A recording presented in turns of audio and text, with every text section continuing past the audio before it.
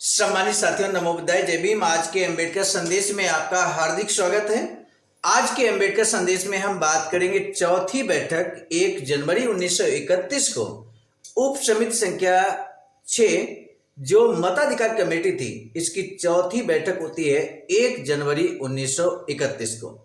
मसौदा रिपोर्ट मुद्दा नंबर 4 पर बातचीत होती है, मताधिकार का विस्तार की बात होती है। बाबा साहब यहाँ पर अपनी राय व्यक्त करते हैं, अपना सुझाव देते हैं और साथ ही साथ मताधिकार कमेटी के जो अध्यक्ष हैं वो भी अपने विचारों को यहाँ पर प्रस्तुत करते हैं।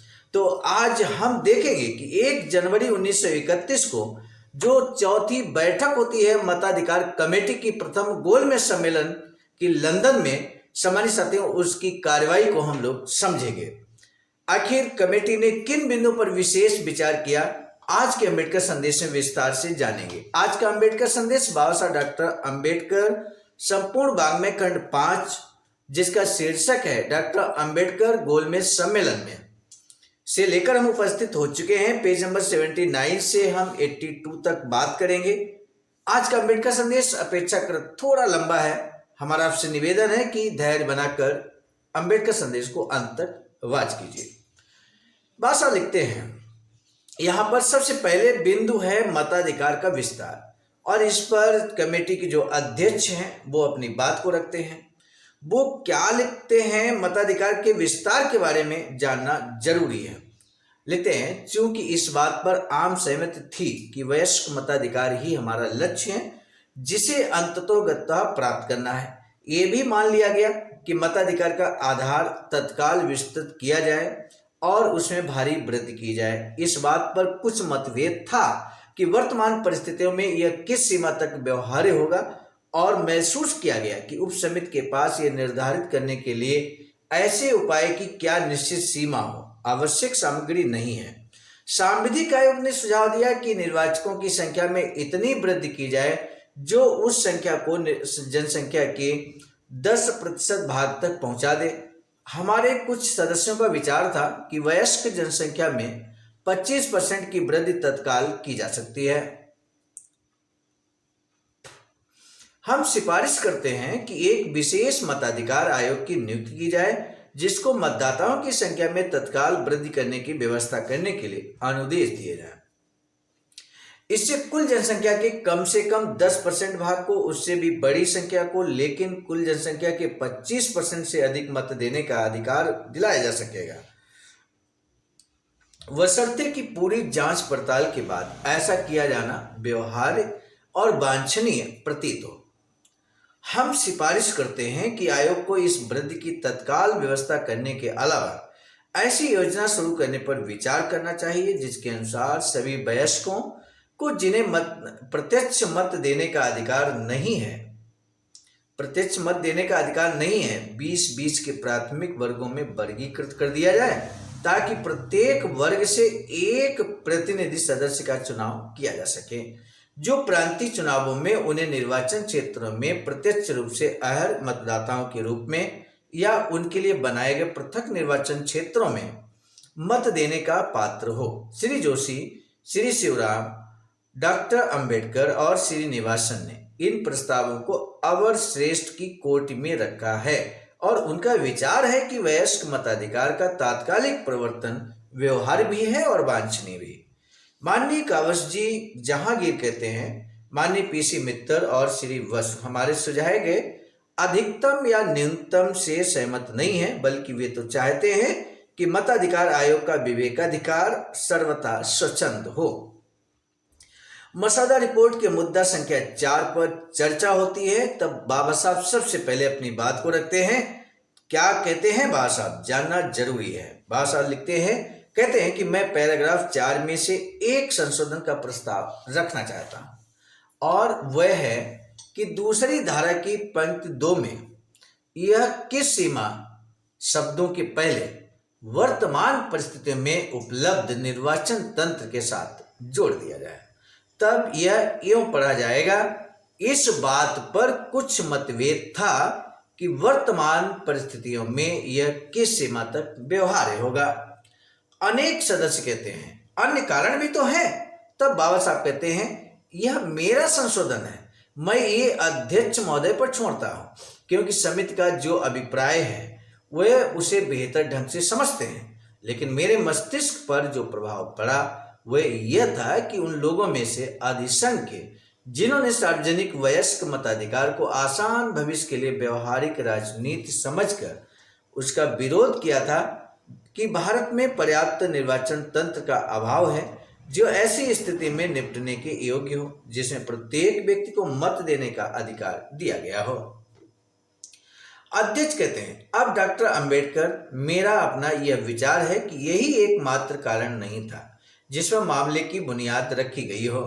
हाँ, ये मुख्य कारणों में से एक अवश्य था, लेकिन समिति के मत को अभिलिखित करते हुए मैं नहीं समझता कि हमें इतना ही कहकर रह जाना चाहिए कि वही एकमात्र कारण था। उदाहरण के लिए संचार संबंधी कठिनाइयों और यात्रा आदि की सुविधाओं का अभाव और उसी प्रकार के अन्य कारणों पर भी बल दिया गया था।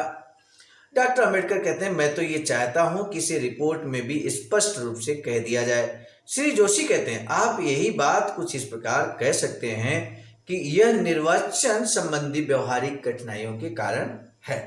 माननीय कंवर जी जहांगीर कहते हैं, लेकिन इस पर कुछ और आपत्तियां भी हैं। श्री जोशी कहते हैं, हम सामान्य बहुमत की बात कर रहे हैं, उन लोगों की नहीं जो सिद्धांत रूप में मत देना नहीं चाहते।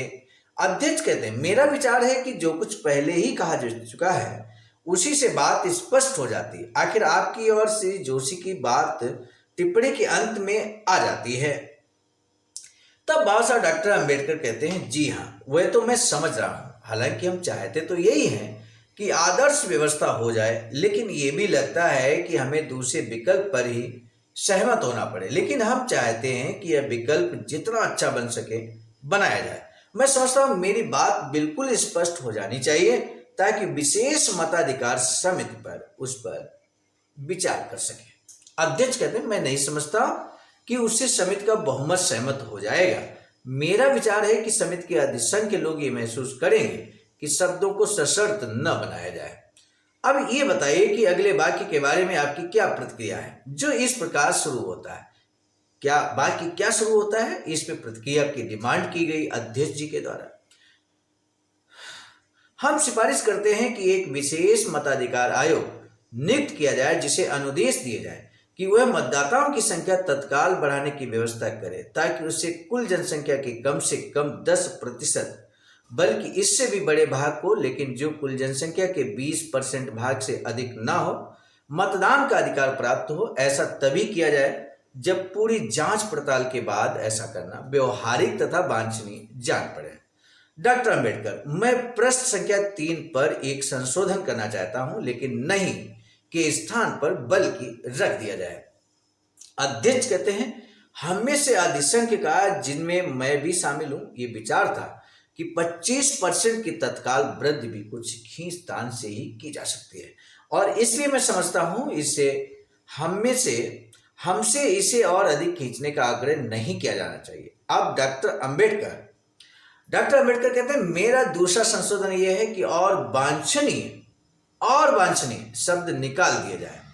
ये मामला चाहे जो वृद्धि भी वांछनीय हो या नहीं, ऐसा है जिसका निर्णय समिति को ही करना चाहिए। इसका निर्णय विशेषज्ञ मताधिकार आयोग नहीं कर सकता। आयोग की नियुक्ति तो इसलिए की जाती है कि वह उन निर्णयों को कार्य रूप देने के उपाय तलाश करे जो हमने किए हैं। ये मामला कि कितनी वृद्धि वांछनीय है, निश्चित रूप से ऐसा है जो नए मताधिकार आयोग की सामर्थ्य पर नहीं छोड़ा जा सकता।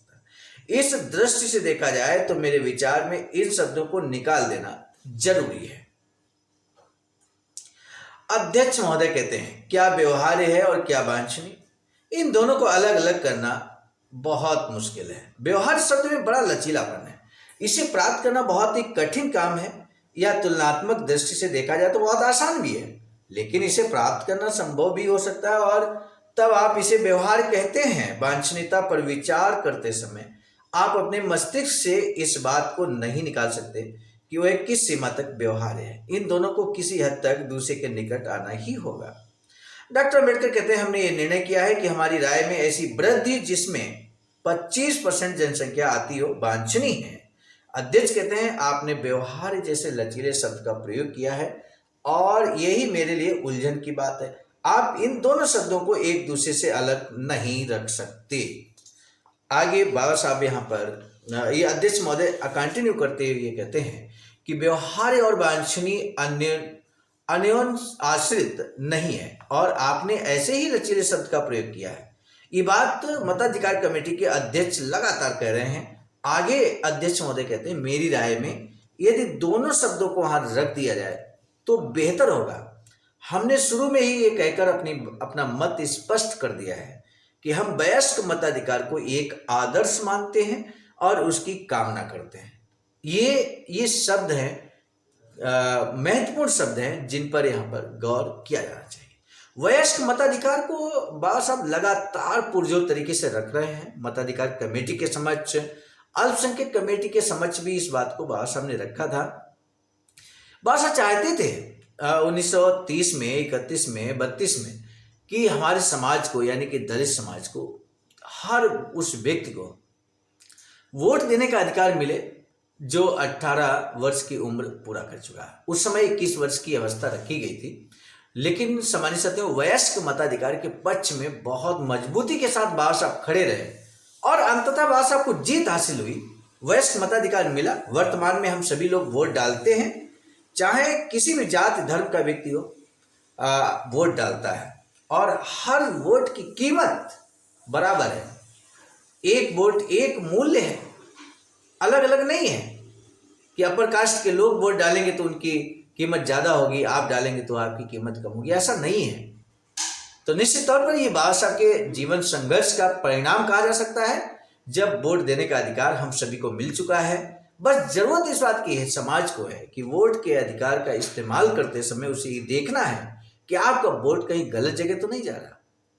सामान्य सत्य इस बात का विशेष ध्यान रखना है, अदरवाइज जो वोट का अधिकार है इसका दुरुपयोग भी कई बार सामने आया करता है। किसी भी कीमत पर हमारा वोट बिकना नहीं चाहिए। किसी भी कीमत पर हम अपने स्वाभिमान के साथ कभी भी समझौता न करें। सामान्य साथियों, आज के अंबेडकर संदेश का यही महत्वपूर्ण प्रश्न है। वयस्क मताधिकार को हम आदर्श मानते हैं। ये आज के अंबेडकर संदेश में जो कथन है अंतिम पैराग्राफ में, वो किसने कहा आपको बताना है। आज का अंबेडकर संदेश बेहद शानदार था।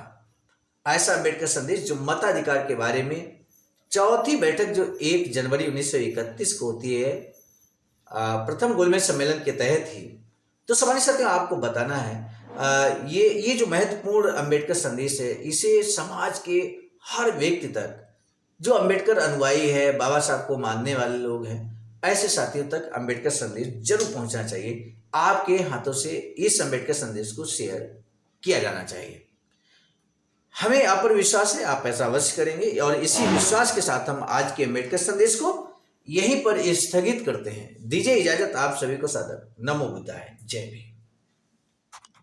सामान्य साथियों, हम एक महत्वपूर्ण बात बताना उचित समझते हैं। बाबा साहब की अधूरी इच्छा के अनुरूप एक वैचारिक सेंटर निर्माणाधीन है सारनाथ वाराणसी में, जहां पर 14,000 स्क्वायर फीट जमीन परचेज कर ली गई है। Ring road, green city, Faridpur, Sarnath में।